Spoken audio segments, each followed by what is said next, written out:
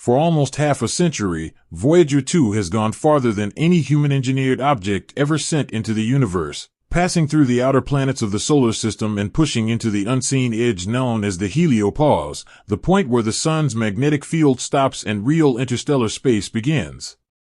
Originally built to last only 5 years for a mission, the spacecraft has survived generations of scientists, engineers, and dreamers. Since its launch in 1977, Voyager 2 has functioned not only as a spacecraft, but as a symbol of humanity's desire to explore, to learn, and in the end, to communicate with the unknown. But now, that long, silent journey has been turned into a crisis drama. And in the most literal way possible, Voyager 2 has just done that. It turned. Over 12 billion miles from home, in an area where human influence is just a faint whisper, the spacecraft made an impossible choice. Without direction, without procedure or prodding, it altered course. It pointed its sensors and instruments not out into the limitless unknown, but backward, back toward the direction it had traveled from, toward Earth, the Sun, and the planets it had so long ago left behind. And then, very shortly, it sent a burst of data unlike any ever received. At Mission Control, the signal arrived in pieces, but what became clear silenced the flight team into awe. Voyager 2, the craft constructed with technology from the late 1970s and programmed to execute hard-coded instructions, had acted as though it had been making a decision. Through the months preceding the event, the probe was emitting its normal quiet telemetry, readings that indicated an almost empty and peaceful space. Since venturing beyond the heliopause in 2018, Voyager 2 had been drifting within a sector of space long thought to be unexciting, cold, quiet, and motionless. That impression has now been entirely reversed. At exactly 3:16 Universal Time Coordinated, Voyager's telemetry revealed a slight but unmistakable change in its attitude. Not a drift, not a malfunction, but a calculated turn. Its high-gain antenna, always aimed at Earth, momentarily swiveled. What is even more surprising is that Voyager 2 does not have autonomous reorientation capability, not without an order from Earth. Its navigation systems rely on preloaded commands and minimal software. It's not designed to improvise. And yet, it did.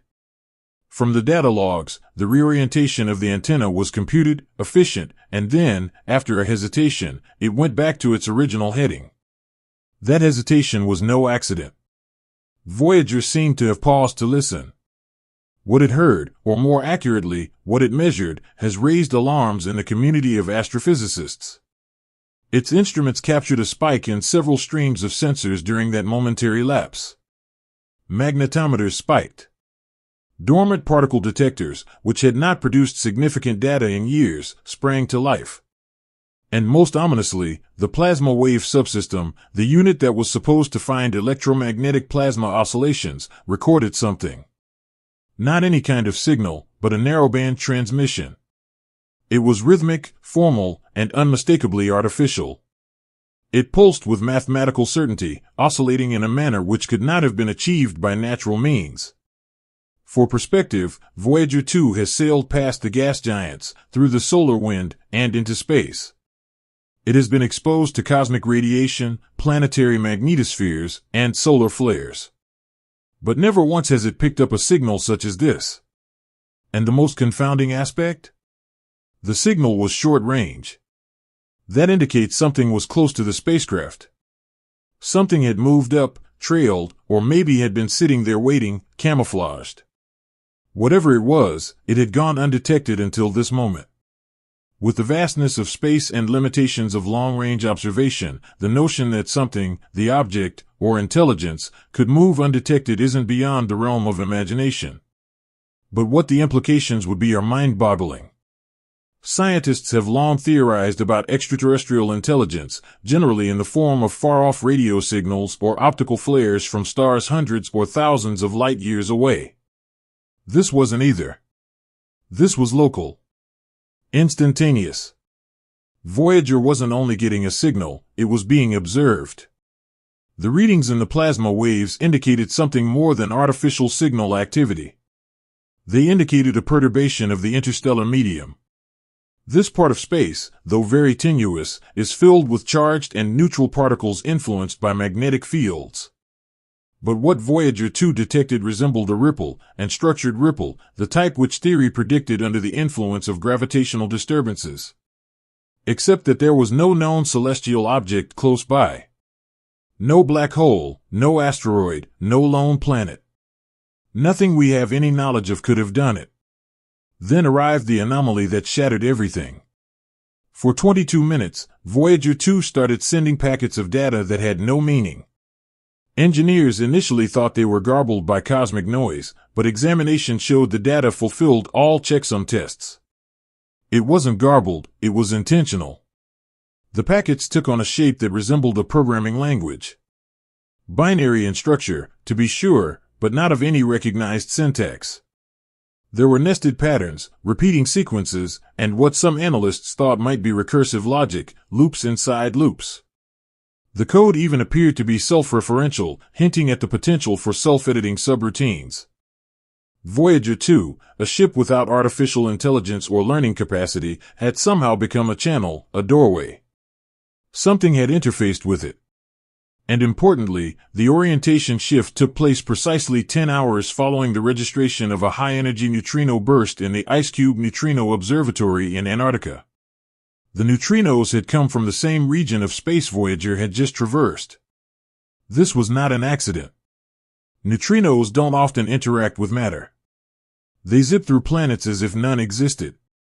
For Earthbound detectors to be able to see a burst that strong, and for it to coincide so exactly with Voyager's time of departure, can only mean one thing: whatever caused the neutrinos happened with great power. With tremendous energy. And probably on purpose. The timing suggests that Voyager moved through a place that was not empty by any means. It was inhabited. And whatever was there reacted, not with a long-distance signal, but with proximity. Voyager's turn was not mechanical. It was reactive. Nearly sentient. Even more unsettling was what followed.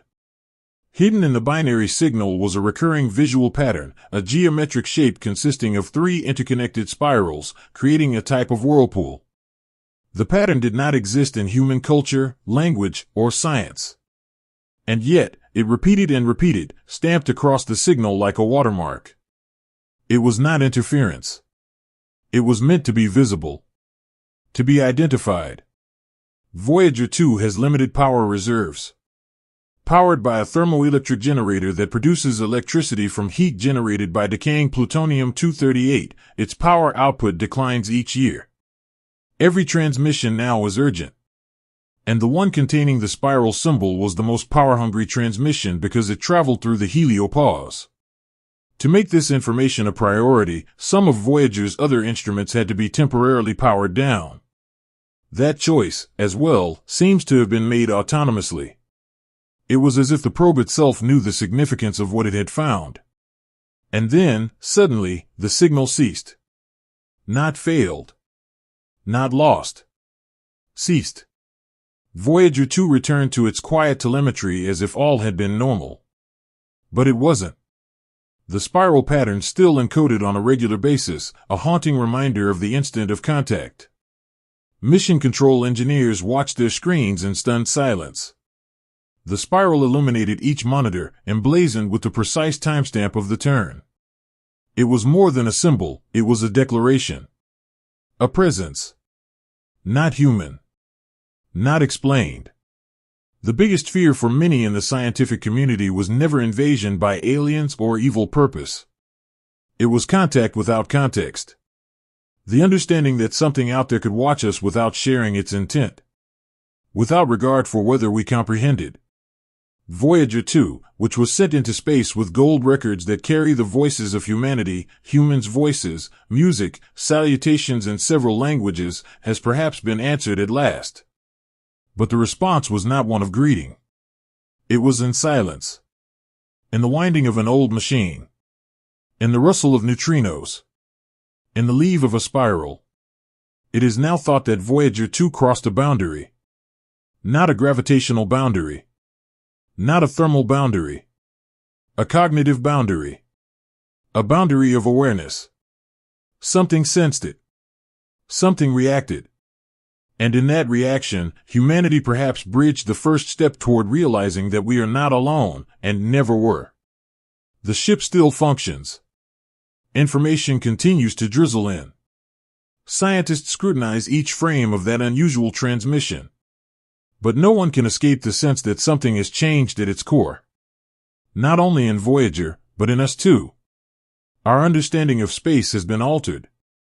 No longer uninterested. No longer mute. The spiral logo is forever burned into Voyager's electronic consciousness. Like a logo. Like a signature. Some think it is an invitation. Others think it is a warning.